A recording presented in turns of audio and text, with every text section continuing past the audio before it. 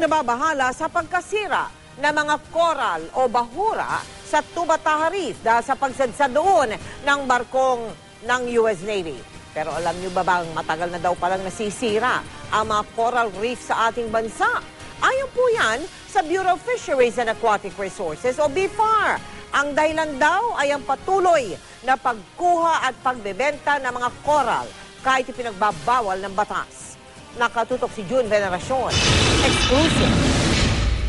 Nasa 27,000 square kilometers ang kabuang coral reef sa buong bansa, kabilang na ang Tubataha Reef sa Palawan. Pero bago pa man sumadsada ang USS Guardian sa Tubataha, matagal nang nasisira ang mga coral reef sa ibang bahagi ng Pilipinas dahil daw sa pang-aabuso ng tao. Sabi ng Bureau of Fisheries and Aquatic Resources o BFAR, nagsagawa ng coral assessment sa Pilipinas ang mga scientists noong 1985. Lumabas noon na 5% lang ng mga coral na kanilang nasuri ang nasa excellent condition. Noong isang taon, nagkaroon muli ng coral assessment. 1% na lang ang nasa excellent condition. A big part of it is the the destructive fishing method. Paggamit pa rin ng dinamita, yung mga ganon, lason.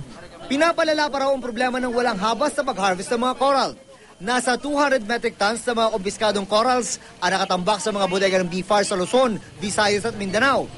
Karaniwang ginagawang palamutit kwintas ang corals. 1998 pa na sa batas ang total ban sa pagkuha, pagbenta, pagbili at pagmamayari ng corals. May parusa itong 6 na buwan hanggang 2 taong pagkabilanggo at may multa na 2,000 hanggang 20,000 pesos.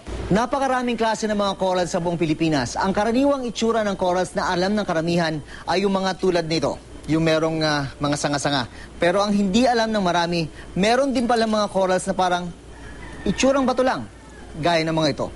Kaya napakahalaga raw na malaman ng publiko kung ano-ano ang itsura at kung ano-ano ang mga klase ng mga corals. Pero sa ilang tindahan sa Pasay, malayang ibinibenta ang mga corals. Ang presyo nakadepende sa laki at ganda nito. Ang mga parokyano, hindi raw bababa sa 5 kada araw. Sabi, bawal. Pero matagal na tong shop ni Ma'am. Hindi rin naman natigil kasi wala pa namang nagsasabi ata sa kanila na bawal yan.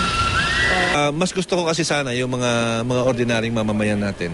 Sa halip na pumunta pa doon yung halimbawa yung gobyerno para maghuhuli o ano, tumigil na lang. Diba? Stop so that we don't have to send people in jail, file a lot of cases in court. June Veneracion, Nakatutok, 24 Oras.